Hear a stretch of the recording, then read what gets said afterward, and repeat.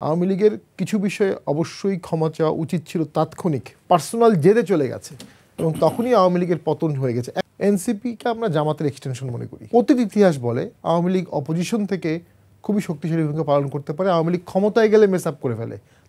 তিনটা ফেজে ক্ষমতায় আসছে, ৭২ থেকে ৭৫, ওখানেও একটু মেস আপ করে ফেলেছে।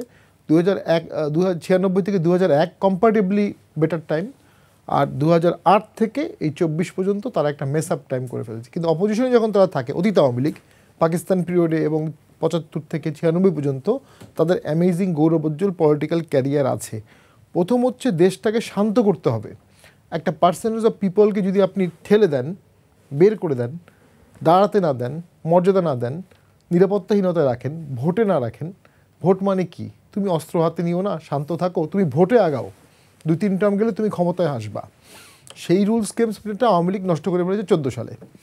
তবে আওয়ামী লীগ কিন্তু বিএনপিকে ব্যান করে নেই। আওয়ামী লীগ কেয়ারটেকার গভর্নমেন্টকে ব্যান করেছে, ফলে বিএনপি আর ভোটে যায়নি। আওয়ামী লীগ শেষের দিকে এসে জামাত ইসলামীকে ব্যান করেছে, যেটার বিরুদ্ধে আমরা কথা বলেছি।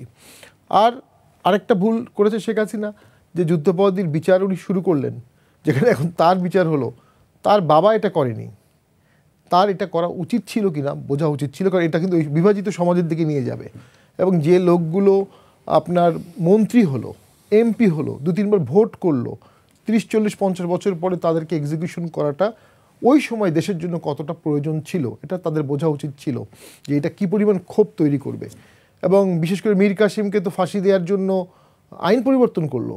আপিলের বিধান ছিল না সরকারের, সরকার আইন পরিবর্তন করে আপিল নিয়ে আসলো, মানে ফাঁসি দিতে হবে। কাদের মোল্লা, এটা কি খুব দরকার ছিল? মানে ওইখানে আওয়ামী লীগ কিন্তু একটা রাজনৈতিক দলের বাইরে একটা পার্সোনাল ভেন্ডাটা, একটা পার্সোনাল ক্ষোভ, পার্সোনাল জেদে চলে গেছে এবং তখনই আওয়ামী লীগের পতন হয়ে গেছে। এখন আসেন, ভোটে যদি একটা পার্সেন্টেজ লোককে আপনি বাদ দেন, কী ঘটে? এটা একদম অঙ্কের মতো। 14 সালে আমি এমপি হতে পারতাম, নমিনেশন পেয়েছিলাম, বিপুল ভোটে এমপি হতাম, প্রত্যাহার করেছি। এরশাদ স্যার আমাকে বললেন মন খারাপ করো না, প্রচুর মায়ের বুক খালি হবে এই একতরফা ভোটে। এবং এক্স্যাক্টলি দেখা গেল এরপরে গুম হলো, ক্রস ফায়ার হলো, কত কিছু হলো। যখনই একতরফা একটা ভোট হবে, মানে আওয়ামী লীগকে বাদ দিয়ে বা জাতীয় পার্টি অন্যদেরকে বাদ দিয়ে, কিছুদিন পর এই অংশটা আন্দোলন করবে। তাদের সাথে অনেক ক্ষুব্ধ লোক যোগ হবে, চাকরি না পাওয়ার ক্ষোভ, দুর্নীতির ক্ষোভ, প্রাইজের মূল্য, একটা বড় অংশ আন্দোলন করবে। সে আন্দোলন দমাতে গিয়ে পুলিশ এক পর্যায়ে গুলি করবে, এক পর্যায়ে গুম করবে, এক পর্যায়ে আস্তে আস্তে মতবাদ চাপিয়ে দেওয়ার চেষ্টা করবে। স্বৈরতন্ত্র তো অটোমেটিক্যালি আসে না, স্বৈরতন্ত্র অঙ্কের মতো ধাপে ধাপে আসে। 8 থেকে 12 আওয়ামী লীগ কি স্বৈরাচার সেভাবে ছিল? বা 96 থেকে 2001 আওয়ামী লীগ কি সেই অর্থে স্বৈরাচার ছিল? অনেক দিন জোর করে ক্ষমতায় থাকায় ধাপে ধাপে ধাপে তারা এই পর্যায়ে গেছে। যদি এখন আমরা কারেক্ট না করি, তাহলে ধাপে ধাপে ভবিষ্যতেও কিন্তু আমরা কিছুটা স্বৈরাচার সরকার দেখতে পাবো, রক্ত ঝরবে। এবং আমি মনে করি জামাত বিএনপি খুব কমফোর্টেবল উইনিং সিচুয়েশনে আছে। দে ক্যান ডিক্টেট পলিসি, তারা পলিসি ফ্রেম করতে পারে। তারা যদি অন্তর্ভুক্তিমূলক পলিসি ফ্রেম করে দেশটাকে রক্ষা করে, আমার মনে হয় দীর্ঘমেয়াদী তারা লং টার্ম পলিটিকে অনেক বেনিফিটেড হবে। এনসিপির 2-1 নেতৃবৃন্দ বাংলাদেশের সকল পার্টিকে গালি দিয়েছে, সকল রাজনৈতিক দলকে গালি দেওয়ার, প্রতিপক্ষ বানানোর একটা মিশন নিয়ে তারা নেমেছে। জীবনের সব আয়োজন এখানে একসাথে। আমি জানি না এটা তাদের কে অ্যাডভাইস দিচ্ছে আসলে, কারণ ভোটে যখন তারা যাবে তখন এই প্রতিপক্ষ, এতগুলো প্রতিপক্ষ তারা কীভাবে সামাল দেবে? যে বাড়িতে যাবে সে বলবে আমি জাতীয় পার্টি করি, তুমি তো আমার পার্টিকে গালি দিচ্ছ। এনসিপিকে আমরা জামাতের এক্সটেনশন মনে করি, ক্যাটাগরিক্যালি একদম। এবং সেটা থেকে তারা বের হওয়ার চেষ্টা করছে। কেন? I don't know. 17 বছরে অনেক ভোটার তৈরি হয়েছে। মানে 2007 সালে যার বয়স ছিল 2 বছর, এখন তার বয়স 18-19 বছর, সে এখন ভোটার হবে, ফার্স্ট টাইম ভোটার। এই সংখ্যাটা বিশাল। এবং এই সংখ্যার মধ্যে ইসলামিক ভোটারের সংখ্যা, মানে ইসলামিস্টদের সংখ্যা অনেক বেশি। কিন্তু এর বাইরে যখন আওয়ামী লীগ, জাতীয় পার্টি বা অন্যরা একটা বিশাল অংশ দেখুন ভোটে আসবে না, তাদের সমর্থক খুব কমই ভোট কেন্দ্রে যাবে। আবার তারা যাবে না বলে অন্য দলের সমর্থকরাও কমে যাবে। এটাই বাংলাদেশের রিয়েলিটি, যেটা সিটি কর্পোরেশন ভোটে হয়েছিল। আওয়ামী লীগের ভোট কিন্তু 30%, কাস্ট হয়েছে 5%। কারণ ওই যে প্রতিপক্ষ না গিয়ে কী করব। তো যখনই এই ভোট কাস্টিং কম হবে, অসংখ্য সেন্টারের প্রিজাইডিং অফিসারের মাথা খারাপ হয়ে যাবে, অসংখ্য সেন্টারের প্রার্থীর মাথা খারাপ হয়ে যাবে। কাস্টিং বাড়াও, কীভাবে বাড়াও? শিট চেঞ্জ করো, কীভাবে বাড়াও? স্টাফিং করো, ব্যালট ফটোকপি করো, গুনো, লেখো, কেমনে পড়ো, কাটাছেড়া করো। এবং এই জিনিসগুলো লুকোচুরি করে করা যাবে না।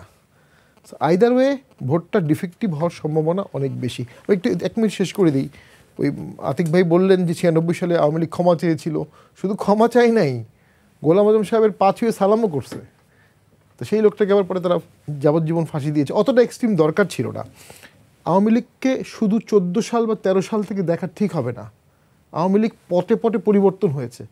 70-এর আগের মুজিব আওয়ামী লীগ একরকম, 72-75 আওয়ামী লীগ মুজিব আরেক রকম, 96 থেকে 2001 আওয়ামী লীগ একরকম, 12 থেকে আওয়ামী লীগ কিন্তু আরেক রকম, এবং সবচেয়ে খারাপটা হলো 24 সালে এসে লাস্টে। তো এই 10 বছরের জন্য আপনি কিন্তু আগের 40 বছর বাদ দিতে পারেন না ইতিহাস থেকে। কি একটা অসাধারণ এক্সাম্পল হতো না, জামাতের আমির সাহেব নিজে যদি 32 বছর দাঁড়ায় পড়তেন, এটা বাংলাদেশের একটা প্রপার্টি, বিশাল অংশের লোক এটাকে পছন্দ করে, এই জায়গাটা ভেঙো না, কী দরকার, অনেকে কষ্ট পাবে, ইসলামও তো তাই বলে। সেটা বাংলাদেশে সম্ভব না। আনিস ভাই যে কথাগুলো বললেন যে ন্যারেটিভসগুলো, প্রবলেম হলো বাংলাদেশের ন্যারেটিভস, জুডিশিয়ারি, মিডিয়া, এরা বিপ্লবের বা আন্দোলনের ফলাফল, ভোটের ফলাফলের উপর তীব্রভাবে নির্ভরশীল। আদালতের রায়ও অনেকটা তাই, আমরা দেখি তো সুইচ হচ্ছে, চেঞ্জ হচ্ছে। তো শেষ করে দিচ্ছি এক লাইনে, থমাস জেফারসন একটা চমৎকার কথা বলেছিলেন, রাষ্ট্রবিহীন মিডিয়া আর মিডিয়াবিহীন রাষ্ট্র, এর মধ্যে আপনি কোনটা বেছে নেবেন? উনি বলেছে আমি রাষ্ট্রবিহীন মিডিয়া, মানে রাষ্ট্র না থাকলেও হবে কিন্তু মিডিয়া থাকতে হবে। আওয়ামী লীগের আমলে লাইসেন্স দিত আওয়ামী লীগ, যেই মিডিয়া তার বিরুদ্ধে যেত তাকে লাইসেন্স বন্ধ করে দিত, অ্যাড দিত না আমি নিজে দেখেছি। সেই জন্য মিডিয়া অ্যাডজাস্ট করেছে, কিন্তু কোনো খবর কিন্তু গায়েব হয়ে যেতে দেয়নি।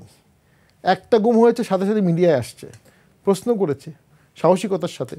কিছু সাংবাদিক অবশ্যই পেশাদারিত্ব এক্সিট করেছে, সেটার জন্য তারা 14 মাস জামিন ছাড়া জেলে আছে। এটা খুব এক্সেসিভ হয়ে যাচ্ছে না? রাষ্ট্র একটা নিষ্ঠুর ক্যারেক্টারে চলে যাচ্ছে না? আমরা তো মনে করি অবশ্যই একটা পট পরিবর্তন হলে তারপরে দায় আসে, সবারই আসে, কিন্তু সেটার একটা সীমাবদ্ধতা থাকে, একটা টার্ম থাকে, এতদিন পরে সফট হতে হবে। আমার তো মনে হয় এখন সফট হওয়ার সময় চলে আসছে। তা না হলে যেটা হবে, এই লোকগুলো কোনো একটা সময় এই প্রতিহিংসায় আবার তারা কিন্তু রিফর্ম হবে না।